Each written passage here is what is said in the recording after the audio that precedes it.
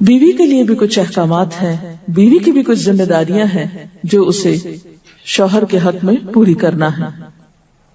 پہلی ذمہ داری یہ کہ بیوی خوشی کے ساتھ شوہر کی اطاعت کرے۔ قرآن پاک میں نیک عورتوں کی صفت یہ بتائی گئی ہے، فالصالحات قانتات، نیک عورتیں فرما بردار ہوتی ہیں، ایک طرف اللہ کی اطاعت گزار اور دوسری طرف شوہر کی اطاعت گزار۔ شوہر کی اطاعت کے بارے میں ایک حدیث میں آتا ہے، آپ صلی اللہ علیہ وسلم نے فرمایا، دو قسم کے لوگ ایسے ہیں کہ جن کی نمازیں ان کے سروں سے اوپر نہیں جاتی، ایک وہ غلام جو اپنے آقا سے بھاگ جائے جب تک کہ واپس نہ آئے، اور دوسرے وہ بیوی جو اپنے شوہر کی نافرمانی کرے جب تک کہ نافرمانی سے باز نہ آ جائے۔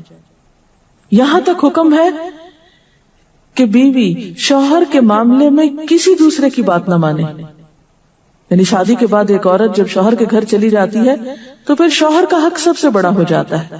بعض اوقات ہمارے معاشرے میں ایک طرف شوہر کچھ کہتا ہے، دوسری طرف والدین کچھ کہتے ہیں، تیسری طرف کسی اور کا مشورہ کچھ ہوتا ہے، عورت بیچاری بیچ میں پس جاتی۔ ایسے موقع پر عورت کے لیے کیا لازم ہے، اس کی پرائرٹی کیا ہوگی کہ وہ اپنے شوہر کی بات مانے۔ عورت کی دوسری بڑی ذمہ داری اپنی آبرو اور عزت و عصمت کی حفاظت ہے۔ عورت کوئی ایسا کام نہ کرے جس سے اس کی عفت و عصمت پر کچھ حرف پائے۔ ازدواجی زندگی کی خوشی کا راز باہم ایک دوسرے پر اعتماد ہے۔ اگر کوئی بھی ایسا کام عورت کرتی ہے جس سے شوہر کے دل میں شک ہو جاتا ہے، اعتماد ختم ہو جاتا ہے، تو اس سے ازدواجی زندگی کی خوشیاں ختم ہو جاتی ہیں۔ یہ اعتماد بے حد ضروری ہے، اور اس کے لیے اپنی عزت عصمت کی خصوصی حفاظت۔ نبی صلی اللہ علیہ وسلم نے فرمایا، عورت جب 5 وقت کی نماز پڑھے، اپنی آبرو کی حفاظت کرے، اپنے شوہر کی فرما بردار رہے، تو وہ جنت کے جس دروازے سے چاہے داخل ہو جائے۔ اسی لیے شوہر کی اجازت اور مرضی کے بغیر گھر سے بھی نہیں نکلنا چاہیے۔ حضرت معاذ بن جبل کہتے ہیں کہ نبی صلی اللہ علیہ وسلم نے فرمایا، خدا پر ایمان رکھنے والی عورت کے لیے جائز نہیں کہ وہ اپنے شوہر کے گھر میں کسی ایسے کو آنے دے جس کا آنا شوہر کو پسند نہ ہو، اور ویسی صورت میں گھر سے نکلے جب اس کا نکلنا شوہر کو پسند نہ ہو۔ اطاعت کے علاوہ شوہر کو خوش رکھنا یہ بھی بے حد ضروری ہے۔ نبی صلی اللہ علیہ وسلم نے فرمایا، جس عورت نے اس حال میں انتقال کیا کہ اس کا شوہر اس سے خوش تھا تو وہ جنت میں داخل ہوگی۔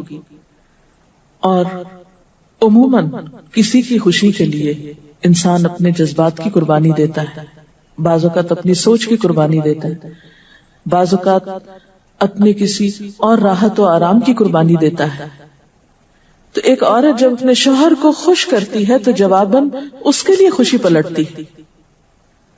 اس لیے گھریلو زندگی کی خوشی کا انحصار اسی بات پر ہے کہ دونوں ایک دوسرے کے لیے قربانی کے جذبات رکھتے ہوں، ایک دوسرے کے لیے رحمت اور ایک دوسرے کے لیے مودت کا ذریعہ ہوں، جیسا کہ قرآن پاک میں شادی کا مقصد یہ بتایا گیا کہ دونوں کے درمیان باہم مودت اور رحمت کے جذبات ہوں، ایک دوسرے کے لیے سکون کا باعث ہوں، تاکہ انسانی زندگی بہترین طریقے پر رواں دواں رہے۔ اسی طرح شوہر سے محبت کا اظہار کرنا، اس کے ساتھ وفادار رہنا، اس کا احسان ماننا، یہ بھی بے حد ضروری ہے۔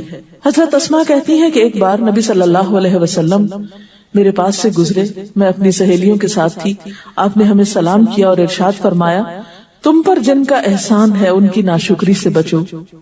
تم میں سے ایک اپنے ماں باپ کے گھر کافی دنوں تک بن بیاہی بیٹھی رہتی ہے، پھر اللہ تعالیٰ اس کو شوہر عطا کرتا ہے، اولاد دیتا ہے، اور ان سارے احسانات کے باوجود اگر کبھی کسی بات پہ شوہر سے ناراض ہوتی ہے تو کہہ اٹھتی ہے، میں نے تو کبھی تمہاری طرف سے کوئی بھلائی دیکھی ہی نہیں۔ یہ جملہ ناشکری کا جملہ ہے جو عورت کو نہیں بولنا چاہیے۔ قیامت کے دن اللہ تعالیٰ اس عورت کی طرف نظر رحمت اٹھا کر نہیں دیکھے گا جو شوہر کی ناشکری ہوگی۔ اور آخری بات یہ کہ عورت کے اوپر لازم ہے کہ وہ اپنے گھر بار، مال و اسباب اور اپنی ذمہ داریوں میں شوہر کی مددگار رہے، شوہر کی وفادار رہے۔ آپ صلی اللہ علیہ وسلم نے فرمایا، قریش کی عورتیں کتنی اچھی عورتیں ہیں جو بچوں پہ بہت مہربان اور شوہر کے گھر بار کی حفاظت کرنے والی ہیں۔ آپ صلی اللہ علیہ وسلم نے ایک اچھی عورت کی خوبیاں بیان کرتے ہوئے فرمایا، مومن کے لیے خوف خدا کے بعد سب سے مفید اور باعث خیر نعمت نیک بیوی ہے۔ نیک بیوی کون سی؟ اس کی کیا تعریف ہے کہ جب شوہر کوئی کام کہے تو خوشی سے کر دے، جب اس پہ نگاہ ڈالے تو اس کو خوش کر دے، اور جب اس کے بھروسے پہ قسم کھا بیٹھے تو قسم پوری کر دے، اور جب کہیں چلا جائے تو اس کے پیچھے اپنی عزت و آبرو کی حفاظت کرے، اور شوہر کے مال اور اسباب میں اس کی خیر خواہ رہے، اس کو ضائع نہ کرے۔ ایک اچھی بیوی کی خوبیاں آپ صلی اللہ علیہ وسلم نے بتائیں۔ اور پھر آخری چیز صفائی ستھرائی، سلیقہ، شوہر کے لیے زیب و زینت کا اہتمام، یہ چیزیں بھی ازدواجی زندگی میں خوبصورتی پیدا کرتی ہیں، اور اس کا بھی اہتمام جو ہے پھر ایک عبادت ہو جاتا ہے۔ لیکن ہمارا حال یہ ہے کہ جب ہمیں کہیں باہر جانا ہوتا ہے تو ہم بہت اہتمام کریں گے، لیکن شوہر کے لیے بطور خاص نیت کر کے اہتمام نہیں کریں۔ ہم یہ کہتے ہیں اس کو تو نظر ہی نہیں آتا، اس نے کبھی تعریف ہی نہیں کی، اس کو پتہ ہی نہیں میں نے کیا پہنا اور کیا نہیں پہنا، تو کس لیے پہنے؟ ایک شیطان ہمیں جواز فراہم کر دیتا نا، حالانکہ ہر کوئی ڈسکرپٹیو نہیں ہوتا۔ جس طرح بعض اوقات ہم خواتین بہت ڈسکرپٹیو ہوتی ہے، اس نے یہ پہنا، اس کا یہ اینگل تھا، یہ ایسا تھا ویسا تھا، شوہروں مردوں کی اس طرح کی نظر نہیں ہوتی، پھر ہم اس سے وہ ایکسپیکٹ کرتے ہیں جو ہم خود کر رہے ہوتے ہیں یا خود چاہتے ہیں، وہ اس میں پورے نہیں اترتے تو ہمارے اسٹینڈرڈ سے گر جاتے ہیں۔ تو اس سے یہ ہے کہ ان کی اور بھلائیاں یاد رکھ کے اگر اس طرح کی کوئی کمی کوتاہی ہو جائے تو اسے اگنور کر دینا چاہیے، اور ان کے لیے بھی بطور خاص اہتمام کرنا چاہیے۔ اور دیکھیے کہ مثلاً اس جگہ پر ہم بیٹھے ہوئے ہیں، اس جگہ کو خوشگوار بہت سی چیزوں نے ملا کے بنایا، سب لوگوں کا اکٹھا ہونا ایک خوشی کا باعث ہے، یہ پھول رکھے ہوئے، یہ روشنی ہے۔ اب ہم ایک ایک چیز گن تو نہیں سکتے، لیکن اوور آل ہر چیز کا اپنا ایک ایفیکٹ ہے، اور ہر چیز کا اپنا ایک اثر ہے۔ تو اسی طرح شوہر اور بیوی کے تعلقات میں بہت ساری چیزیں ایسی ہوتی جو ہم کو نظر نہیں آ رہی ہوتی، جو سامنے اس کا اثر نہیں ہوتا مگر وہ بیک گراؤنڈ میں ہوتی ہیں، مگر ہم ان کو کبھی بھی نہیں سامنے لاتے اور کبھی بھی ان کا ذکر نہیں کرتے۔ تو ہمیں ان معاملات میں تھوڑی کوشش کر کے کچھ احسانات کا کبھی زبان سے اگر بول دیں گے تو اس سے کچھ کمی نہیں ہوتی، لیکن دوسرے کا دل جیتا جاتا ہے، اور دوسرے کا دل خوش کرنا تو بہت بڑی عبادت ہے، اور اس کا آغاز اگر گھر سے ہو تو اور اچھا ہے، کیونکہ گھر والوں کو خوشیاں دینے سے خود خوشیاں اپنے آپ پہ پلٹتی، دے کر زیادہ ملتی ہیں، لیتے وہی ہیں جو دینا جانتے ہیں۔